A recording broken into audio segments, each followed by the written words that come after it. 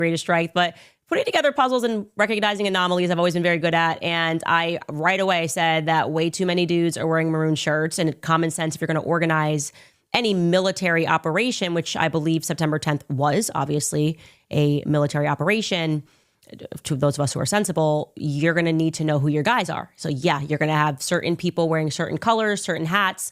And they were like, this is crazy. No, this many men really like maroon. And I was like, I feel like there's a color of the day here, and everyone who's wearing maroon is involved.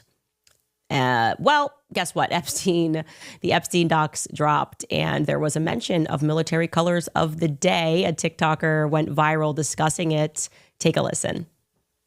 If you don't know, during the Charlie Kirk assassination, there was a significant number of young men wearing maroon shirts.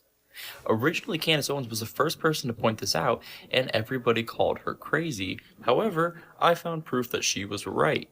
So after she made this claim, a lot of people called her crazy, but then there was also a good amount of people from the military that were saying that's absolutely a thing that the military does during secret operations in public areas. They choose a color of the day.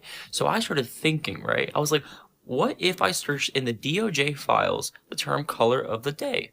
And what do you know? I find 40 results of different FBI briefings talking about a color of the day. And every single one is unredacted. You can see what the color of the day was for that day for whatever military operation was going on. Now, most of the details for the military operation is redacted.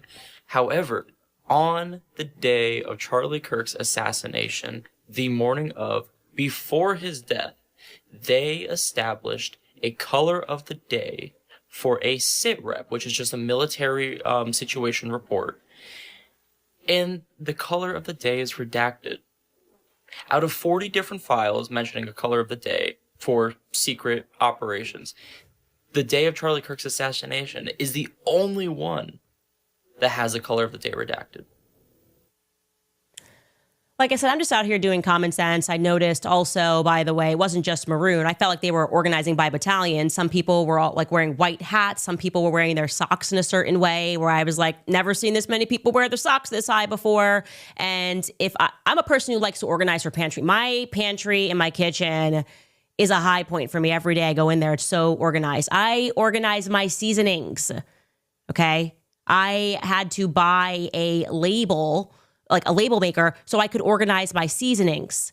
Okay, for those of us who are that in the weeds on organization, thinking about how you might organize a military operation, that seemed pretty obvious. I just recognize organization.